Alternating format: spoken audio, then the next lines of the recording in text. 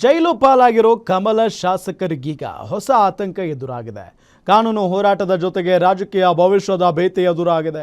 ಇದೀಗ ರಾಜ್ಯ ಬಿಜೆಪಿ ನಾಯಕರು ತೆಗೆದುಕೊಳ್ಳುವ ನಿರ್ಧಾರ ಈ ಇಬ್ಬರು ಶಾಸಕರ ಪಾಲಿಗೆ ಬಹಳ ಮಹತ್ವದ್ದಾಗಲಿದೆ. ಇನ್ನು ಜೈಲು ಪಾಲಾಗಿರುವ ಶಾಸಕರಿಗೆ ಬಂದೊದಗಿರುವ ಸಮಸ್ಯೆ ಏನು, ಡೀಟೇಲ್ಸ್ ಇಲ್ಲಿದೆ. ಲಂಚಬಾಕ ಶಾಸಕ ಲಮಾಣಿಗೆ ಎದುರಾಯಿತು ಸಂಕಷ್ಟ.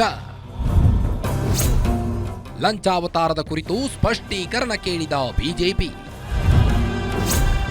ಬಿಜೆಪಿ ಪಕ್ಷ ಮುಜುಗರದಿಂದ ಪಾರಾಗಲು ಬಿಜೆಪಿ ಪ್ಲಾನ್. ಜಿಲ್ಲೆಯ ಶಿರಹಟ್ಟಿ ಕ್ಷೇತ್ರದ ಬಿಜೆಪಿ ಶಾಸಕ ಚಂದ್ರು ಲಮಾಣಿ ಲೋಕಾಯುಕ್ತರಿಗೆ ರೆಡ್ ಹ್ಯಾಂಡ್ ಆಗಿ ಟ್ರ್ಯಾಪ್ ಆಗಿ ಜೈಲು ಸೇರಿದ್ದಾರೆ. ಇದೀಗ ಈ ಘಟನೆಯಿಂದಾಗಿ ಬಿಜೆಪಿಗೆ ಮರ್ಮಾಘಾತ ಎದುರಾಗಿದೆ. ಇದರಿಂದ ಶಾಸಕ ಚಂದ್ರು ಲಮಾಣಿಗೆ ಶೋಕಾಸ್ ನೋಟಿಸ್ ನೀಡಿ ಘಟನೆ ಬಗ್ಗೆ ಬಿಜೆಪಿ ಸ್ಪಷ್ಟೀಕರಣ ಕೇಳಿದೆ. ಇದರಿಂದ ಚಂದ್ರು ಲಮಾಣಿಯ ರಾಜಕೀಯ ಭವಿಷ್ಯ ತೂಗುಯ್ಯಾಲೆಯಲ್ಲಿ ತೂಗಾಡತೊಡಗಿದೆ.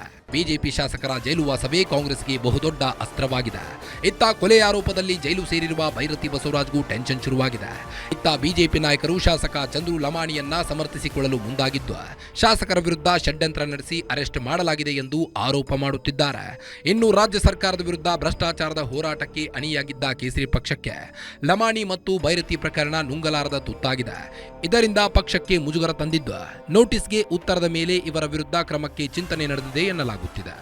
ಇದು ತನಿಖೆ ಆಗಲಿ, ಸತ್ಯ ಹೊರಗಡೆ ಬರಲಿ, ತಪ್ಪು ಯಾರೇ ಮಾಡಿದ್ರೂ ಕೂಡ ತಪ್ಪೆ, ಅದರಲ್ಲಿ ಎರಡನೇದಿಲ್ಲ.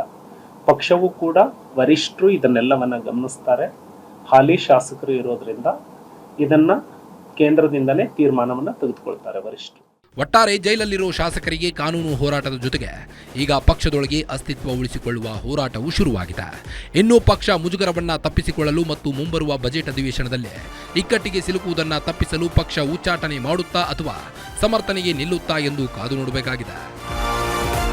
ಕವಣ Shivanna, political bureau, guarantee news, Bengaluru.